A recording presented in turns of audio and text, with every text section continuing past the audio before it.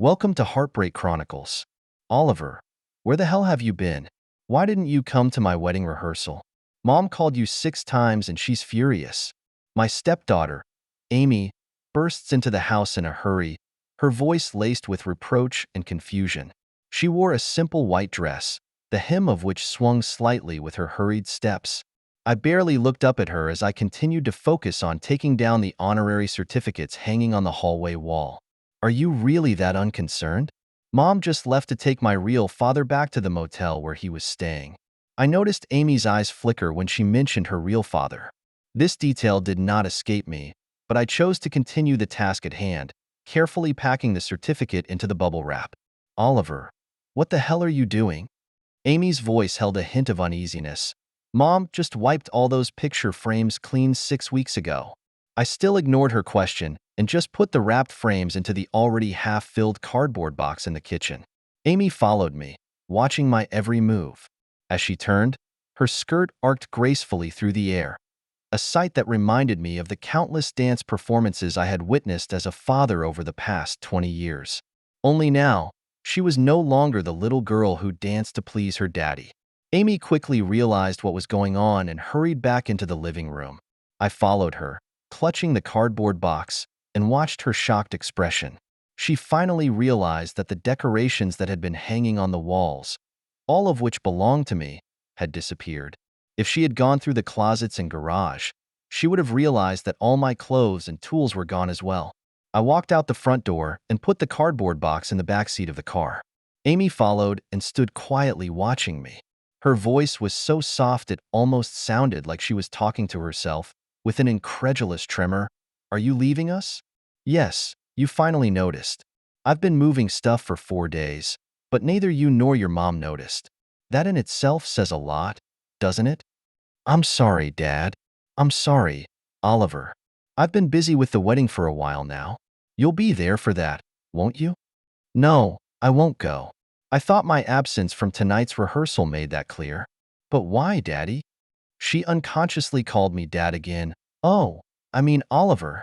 Ah, how touching to be called my father again now. You remember, you stopped calling me that 3 weeks ago. Amy was stung by my words and subconsciously hugged herself tighter. I looked at her cowering and my fatherly instincts that I had felt for years came back to me. You'd better go back inside. It's cold out there. I have to call my mom first. You can try, but I'm guessing her cell phone is turned off. I walked back inside and sat down on the couch in the living room. Amy could faintly be heard leaving a voice message for her mom, pleading with her to call her back as soon as possible. Then she, too, went into the living room and curled up in a soft armchair, her petite frame almost swallowed by it. I waited for her to clear her head and start this inevitable conversation. From the look on her face, she didn't seem to know where to start. It is often said that weddings can make brides extremely self-centered.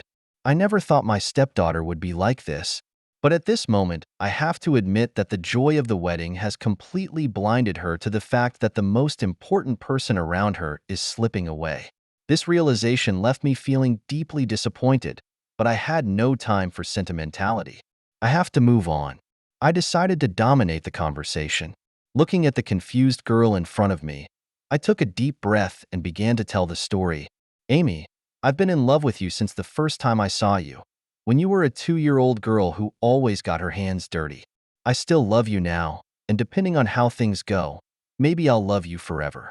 I paused for a moment, thinking about how to continue this conversation. In the end, I decided to format everything after the parting letter I had in my pocket. When I met your mom, she had just been abandoned by your real father. We tell you this story all the time. He was an alcoholic who threatened to leave him if he didn't change after your mom found out for the second time that he was with another woman. As a result, he chose to just leave you mother and daughter. I stopped to give Amy a chance to interject, but she just looked at me in silence. Shortly after that, your mom lost her house because she couldn't pay the rent. We met, fell in love, got married, and then moved into this house to live with my 2 sons, Mike and Ryan. Since our old house is gone, I feel it is my duty to help you. I shook my head gently, but that's all beside the point. The point is, I love your mom and I love you. I love you like my own child. In raising you, I never hesitated to take on that responsibility. My voice trembled slightly as I said the last words, which seemed to jog some of Amy's memories. You are indeed my father, the best father. A lot of my friends envy me and can't believe it when I tell them you're just my stepdad. She stopped abruptly and covered her mouth with her hand, shocked by her own words. In a matter of seconds, she realized what had happened to me over the past month. I continued my narrative. I loved your choice of a future husband, and I was the proudest person in the world when you asked me to hold your hand down the aisle at your wedding. I paused again, watching to see if the words began to send ripples through her. I could clearly see that most of the facts were finally beginning to coalesce and take shape in her mind. She averted her gaze again. Yes, Amy, you never took back your invitation for me to hold you on the red carpet, did you? But when your real father reappeared, bang, I was kicked out. In your conversations with your mom, in your minds, I became a thing of the past. You know what? You guys even forgot to check if I went and got the suit I'm wearing tomorrow like your mom asked. I watched as Amy struggled to figure out which of my questions to respond to first. A look of horror crossed her face when she realized she had completely forgotten that she had ever invited me, the only father she had known since she was a child, to hold her hand on her most important day. I thought she would apologize for it and would try to justify herself, but I was wrong. Instead, she chose the most superficial way to excuse everything. Yes, Oliver, I've met my real father. He means more to me than life. You have to understand that. He only reappeared in my life after I found out I was getting married, and it's been an amazing month. He's very generous and buys me anything I look at more than once. He's just, what should I say? The two of us, well, Mom too, just took it for granted that he would hold me down the aisle. I'm sorry, I forgot I'd invited you. It's just that since he's been back, everything's been like a tornado. Yeah, rolls you around, doesn't it? Yeah, that's it. He was simply charming. I was just telling Mom the other day. She stopped suddenly, realizing to whom she was about to say those words. Her face had always been like a shallow pool of water on which even the slightest breeze could send ripples that would soon be replaced by new emotions. This moment is no exception, and one emotion after another flashes across her face as she realizes how much she's neglected me this past month. I can even see the exact moment she realized her mom was just as bad. In my own home, all I've heard for the past month is Peter did this, or Peter said that. I tried to express my anger at all this, but no one noticed. They've both fallen deep into Peter's charm trap. Yes, I see the appeal of him too. I can understand why he's a great salesman, but I didn't fall for him like your mom and you did. When I pointed out that he had broken faith 3 times, you were completely blind to it. The final straw came 4 days ago when I overheard them discussing church seating arrangements and realized I wouldn't be holding Amy down the aisle. Instead of choosing to show up to the wedding expecting to get a seat in the front row, I started packing my stuff. I think it's time to gently prepare Amy for the possible next shock. You do realize he's still a liar and a philanderer, right? You understand he's still the same asshole who abandoned you and your mom 20 years ago, right? When he gets what he wants, he'll leave again. Don't be mean, Dad. Oliver. Yes, I'm sorry I didn't tell you that my real father would be holding me down the aisle. It's my fault, not his. You can be mad at him and say bad things about him, but what proof do you have that he's still a womanizer? I deliberated carefully how to answer this question. I'm afraid of what the next response will be, but I know my 20-year marriage is dead. Have I lost my daughter too? You get what you pay for, as they say. Where's your mom? I don't need to hold my breath for too long. Amy's eyes first left me, then darted back and forth as she pondered the deeper meaning of my question. She's asking herself if I'm purposely connecting the dots between her mom's whereabouts and my belief that her biological father is still a liar. No doubt Amy knew what was coming next. The rest of the conversation between us felt like deciding whether we were going to end this 20-year relationship in the rubble of lies or keep some memories of mutual respect. I need to tell you something, I said calmly. I found condoms in your mom's bag this morning. What? No doubt it's for tonight.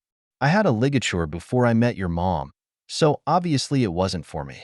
And I know you're on the pill, so it's not for you either. Thankfully, the package hadn't been opened yet. so she probably hadn't had sex with him yet. But buying a whole box 24 hours before he arrived shows her intentions, doesn't it? I could tell by the look on Amy's face that the news didn't surprise her. This can only mean one thing. She was complicit in her mother's betrayal of my marriage vows, tacitly approving of her mother's impending bedding with that smooth-talking asshole. Do you think it's romantic? It's like a fairy tale. Your mom and dad are back together, and you get to play the happy family? Driving a Porsche from your own father instead of the Nissan I bought you? Amy opened her mouth to respond, and I raised my hand to stop her. Don't say it. Forget it. The answer doesn't matter anymore. The fact that you knew but kept quiet and didn't tell me is enough to end our relationship. I stood up and walked over to her, pulling her up and hugging her. Repressing all the emotions I had failed to express this day and this month, I spoke my final words to her. Amy, I loved you. With that said, I left her life.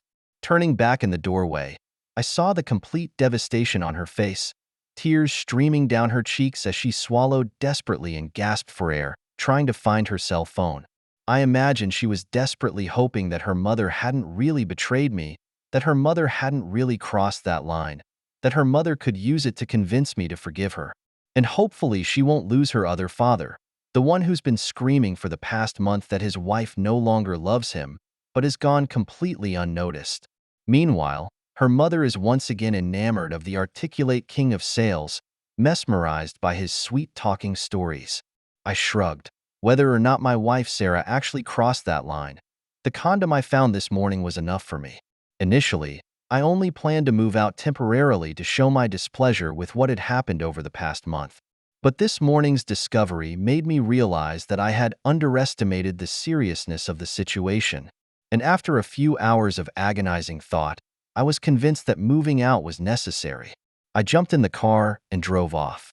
The night of the wedding rehearsal, I spent some time trying to figure out which motel the suddenly reappearing father was staying at. My motivation was simple. I wanted to witness my wife's betrayal to cool my heart completely and prepare me for what was to come. My efforts were in vain, so I went with Plan B. After leaving Amy, I pulled over to the side of the road not far from home and turned off my lights. Sure enough, less than a minute later, my ex-stepdaughter drove by crying, so focused on her emotions that she wouldn't have noticed even if a herd of elephants had followed her. She drove straight to a specific motel and went straight to a specific room. I followed closely behind with my trusty DSLR and zoom lens. Hearing Amy's cries, her mother opened the door to her room. Oddly enough, it wasn't the sight of Sarah hastily wrapped in her motel robe with her hair in disarray, or her ex-husband standing behind her in nothing but his underwear that really bothered me. What blew me away was the look of panic on Sarah's face when Amy opened her mouth to speak. I have protected her from such emotions for the past 20 years, and it seems to have become a habit. I threw my camera on the passenger seat, turned off my cell phone, and drove off into the night. After Amy was ushered into the room and the door closed, my knowledge of what happened next came from a variety of sources. The wedding did take place as scheduled, but instead of the original 10 a.m., it was postponed to 6 p.m. First, they had to find the bride's mother. She had been desperately searching for me all night and finally fell asleep exhausted. Precious time is then wasted searching for the bride's real father, but he has vanished without a trace. Like I told Amy, once he got what he wanted, he left. I'm really curious as to what his motivation is for doing this. My research shows that he and his second wife never had children, so maybe he just wanted to experience what it would be like to walk down the aisle holding his own children. Some people just like to collect life experiences, I guess. He sees that Sarah is still an attractive woman and wants her, or maybe it's just a self-fulfilling ride. Being the selfish person that he is, he just flipped his charm switch and pursued until she gave in, just like I warned her she would. When things got serious, he chose to leave. For Peter, I'm afraid this was the most costly indulgence he's ever paid for. Before he could get home, several photos had appeared in his current wife's mailbox. She immediately invoked a prenuptial agreement to divorce him and took over her father's company on her own, leaving him completely out of the picture. A week later, someone found a battered Peter in some remote alley. Rumor had it that it was the handiwork of his father-in-law, an old man who had always loved his only daughter and never tolerated such scum. By the time people at the wedding finally realized that Peter had left without saying goodbye, the kindly pastor had rescheduled the wedding for 6 p.m. I don't know at what point Sarah realized that something was wrong with her gown. All the seams had been deliberately damaged and the gown was destined to fall apart like our marriage. Sarah and Amy kept trying to reach me. My voicemail was stuffed with their pleading messages, but that bridge of trust had collapsed. Unsurprisingly, Sarah left a lengthy voice message claiming that she had only gone in to talk to Peter after dropping him off back at the motel, and that the condoms in her bag were nothing more than a novelty item that she had casually purchased at the front desk. In the face of her simple, "I'm sorry," I just asked her not to contact me again, so that we can keep some of the good memories left. She basically honored the request, only sending occasional messages of good luck. According to her family, she has had trouble getting out of the relationship and remains alone. In the divorce settlement, I asked for the bare minimum, which she accepted without hesitation. I moved into my youngest son's house for the time being and stashed the car in his garage. Seeing my pain, both sons refused to answer their stepmother's phone calls. Amy's fiancé found me later. I agreed to meet this young man because I admired him as a person. He told me that Amy had actually been trying to dissuade her mother from going to the appointment, but that Peter's magic was just too strong. We still keep in touch occasionally, but the conversation is always careful to avoid the hurt. It is said that the relationship between mother and daughter has been strained after this incident. I never knew if Amy blamed her mother for leaving her without two fathers, or if her new husband intentionally alienated his mother-in-law. Maybe someday I will forgive them. My sons have chosen to let go, and Amy's husband has been urging me to let go. If the hurt wasn't still so fresh, my heart might have broken over the wedding day scene. Amy walking down the aisle of the church alone, a tired Sarah sitting in the front row, tears smudging her carefully prepared makeup. The groom later said he couldn't even remember if there was one or two empty seats next to Sarah. But honestly, those details don't matter that much to me anymore. During the time the wedding was rescheduled, the groom's attitude clearly affected Amy's perception of what her mother was doing. He thinks it might instead be a good thing if the bride witnesses the consequences of the betrayal and remembers them, focusing on rearranging the details of the wedding. However, rumors continue to swirl. Sarah left the wedding reception after less than half an hour, overwhelmed by the reproachful glances, both explicit and implicit, from the guests. To this day, I often wonder if she regrets losing me and completely ruining her daughter's big moment. My heart still aches whenever I think back to this past. 20 years of living together fall apart in a betrayal. All those once warm memories are now clouded over. But I've come to realize that some broken things can't be repaired, and instead of clinging to the past, I'd rather be brave enough to embrace a new life. I just didn't know then that fate had a surprise in store for me. During those darkest days, I struggled with the pain for months like anyone who has experienced betrayal. I was totally committed to my work, trying to numb myself with the busyness, but still waking up late at night when I was alone with those unpleasant memories. I began to wonder if I would ever be able to trust a woman again, if I would ever have the courage to start a relationship again. Fate always likes to play jokes at the most unexpected moments. In the 12th month after my divorce, my oldest son Richard told me he was getting married. As a father, of course I had to be involved in the wedding preparations. That's when I met Isabella. It was a sunny Saturday morning, and I arrived early at the restaurant I had booked to discuss the wedding details with my kids. The moment I pushed the door open, I saw an elegant lady sitting on the window seat. The sunlight poured through the floor-to-ceiling windows onto her short, silver-gray hair, weaving a soft halo around her. She tilted her head slightly sideways, intently flipping through a wedding planning magazine. "You must be Richard's father." She looked up with a warm smile. "I'm Linda's mother, Isabella." It was such a simple scene, such a normal greeting, but it made my heart skip a beat. It was a special feeling, like feeling the temperature of spring for the first time after a long cold winter. Our conversations unfolded naturally, from the kids' wedding plans, to their respective jobs, to life experiences. Isabella is also a single mother whose husband passed away 5 years ago due to illness. We've all experienced the end of a marriage, just in different ways. Perhaps it is this shared experience that allows us to understand each other's feelings so well. "You know what?"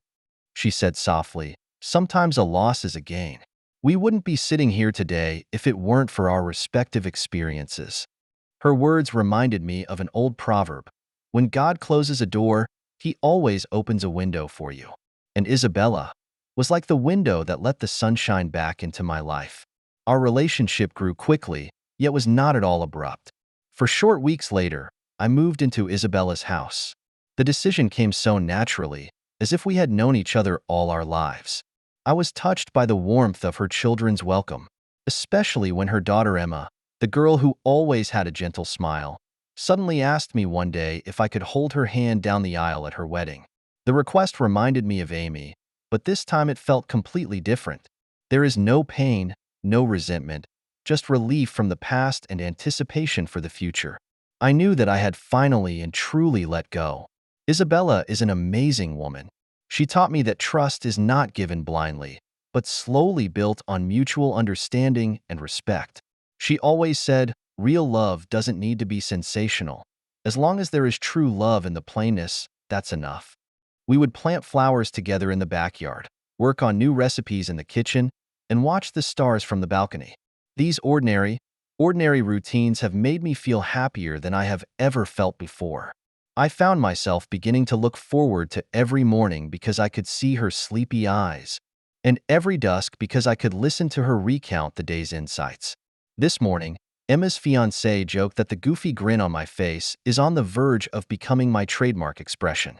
I smile and admit that this happiness came so suddenly that I sometimes worry that I'm dreaming. Don't worry. Isabella held my hand and said, "This is not a dream. It's a reward from God after we've worked hard." In retrospect, that painful experience has instead made me appreciate the happiness in front of me even more. Like Isabella said, some things happen for a reason. If it wasn't for Sarah's betrayal, I might never have met Isabella. If it wasn't for those dark days, I might never have known I could believe in love again.